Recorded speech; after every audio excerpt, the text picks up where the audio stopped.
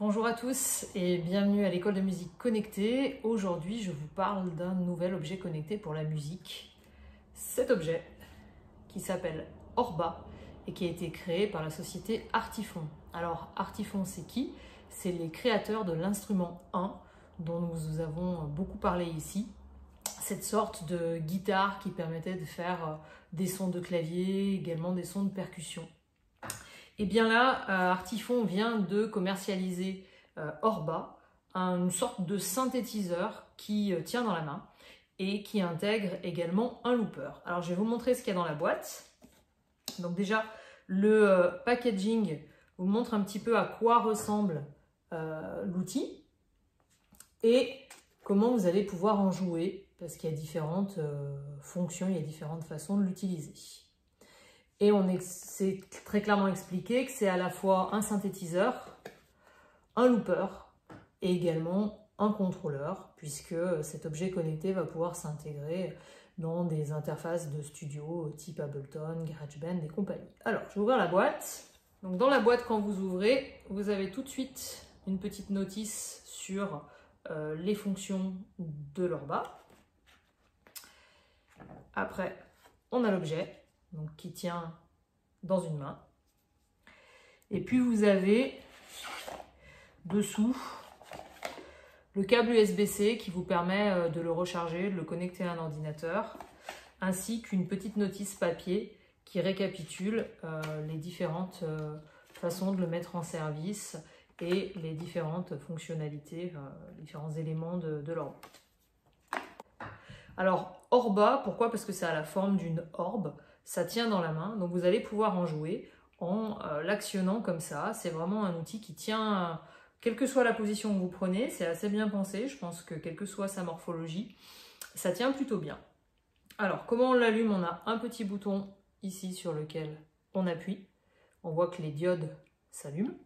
Il communique par Bluetooth avec votre téléphone, votre tablette ou l'ordinateur sur lequel vous voulez le configurer pour faire des enregistrements. Et ce qui est intéressant de noter, c'est qu'en fait, vous pouvez aussi l'utiliser directement comme ça, puisque vous n'avez pas besoin d'être connecté à quoi que ce soit pour qu'il y ait du son qui sorte. En fait, c'est une enceinte également. Et il y a aussi une fiche d'entrée audio si vous voulez en jouer avec un casque. Donc on a 8 parties. On a des numéros dessus et puis des petites abréviations qui vous donnent les fonctions de telle et telle touche. En fait, c'est tactile, je vais vous montrer, et c'est plutôt bien fait. Donc, on retrouve en fait sur 1, 2, 3, 4, 5, 6, 7, 8 pads sur lesquels il va y avoir des sons, répartis en 4 types de sons. Donc, la batterie, la basse, les accords, et un instrument mélodique, de telle sorte à ce que vous puissiez composer les parties principales d'une chanson. Et puis vous avez comme fonction un looper avec la fonction d'enregistrement qui est en touche 6, un métronome intégré sur lequel vous allez pouvoir régler la vitesse, un bouton de play, pause si vous voulez écouter ce que vous avez joué, et une fonction octave si vous voulez modifier l'octave, avec une touche A qui permet de piloter tout ça. Alors, de base, je suis sur la batterie, drums, et si j'appuie dessus, vous entendez qu'il y a des sons de batterie, je vais monter un petit peu le son. Voilà, donc c'est tactile.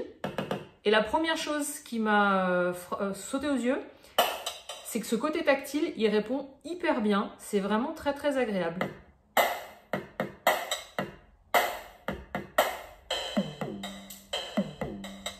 L'enceinte sonne plutôt bien. Même en l'ayant dans la main, en fait, même si on la pose à côté, en fait, vous avez vraiment une bonne qualité de son, je trouve. Donc, de la batterie, avec le bouton A qui est au milieu. En le pressant, je vais passer sur la touche d'après qui est la basse.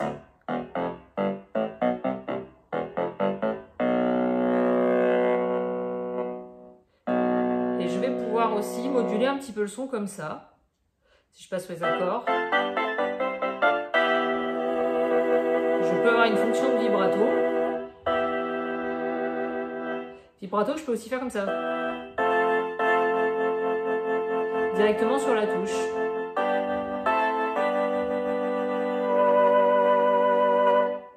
Et puis le dernier, c'est le lead.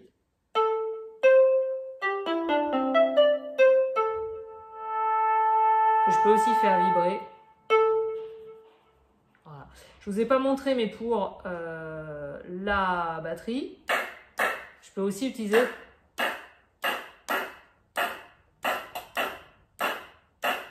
comme ça, en fait. Donc c'est assez sympa.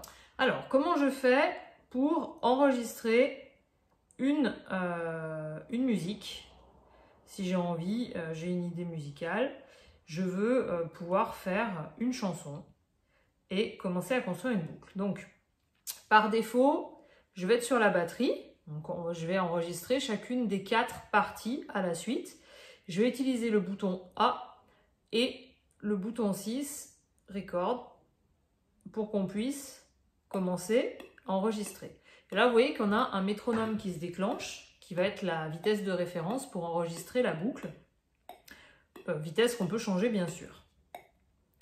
Donc, du moment que je vais commencer à saisir ma piste, ça va me l'enregistrer.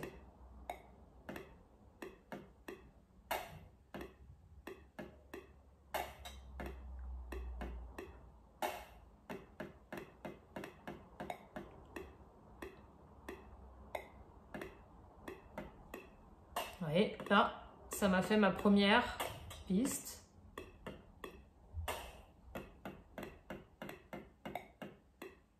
Je vais appuyer sur A pour passer à l'instrument suivant, c'est-à-dire la basse.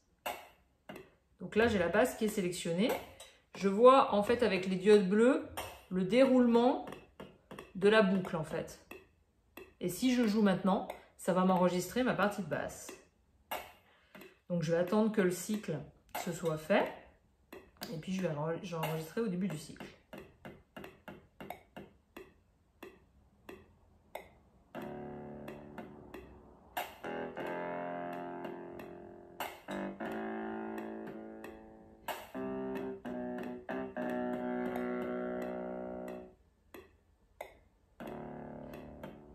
Et là, vous entendez que j'ai la batterie et la basse.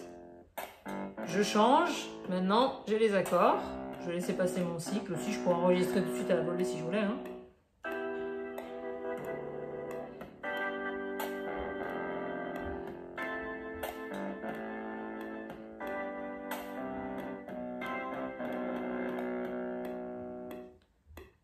Et là, je vais avoir le lead.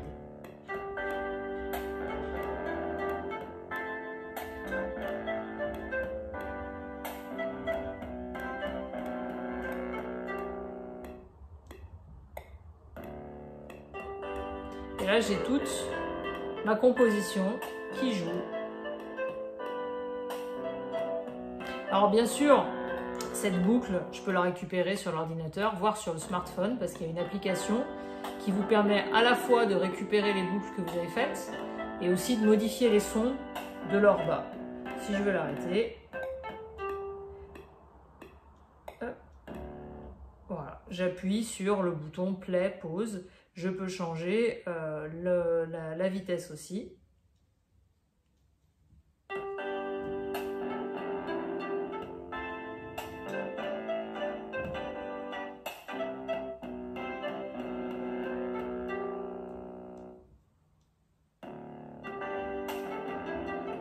Là, j'ai accéléré la vitesse grâce à la fonction du métronome.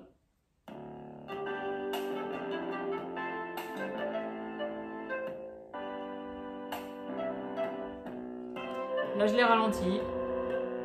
C'est assez intéressant du coup d'avoir disposé cette fonction-là aussi.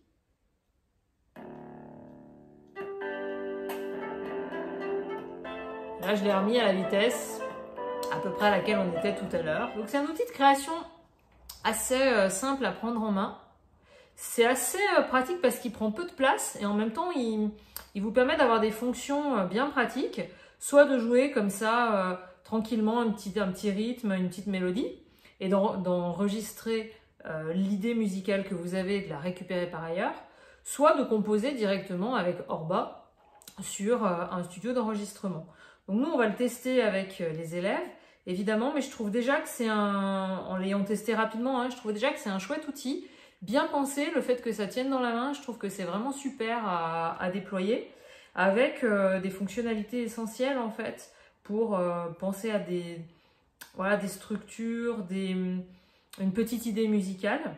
Donc je trouve que c'est plutôt un chouette instrument qui peut vraiment avoir sa place au sein de certaines pratiques en école de musique, vraiment très simple à déployer. Le fait qu'on puisse l'utiliser sans être nécessairement connecté à un ordinateur ou à une application, je trouve ça super.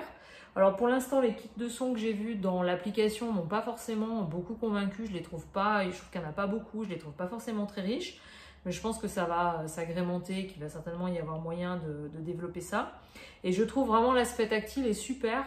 Des fois, il y a des outils où c'est beaucoup plus compliqué, où il faut avoir une pression plus importante. Et là, c'est vraiment fin.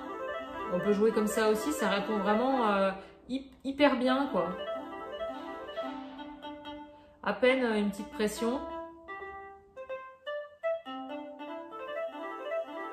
Donc, à voir dans les usages pédagogiques, mais je trouve que c'est vraiment un outil intéressant à tester davantage. Voilà, donc je vous encourage à regarder. Il y a pas mal de vidéos sur internet aussi où il y a des gens qui font des démonstrations plus sympathiques que la mienne qui a été faite vite fait, mais ça vous donnera une idée.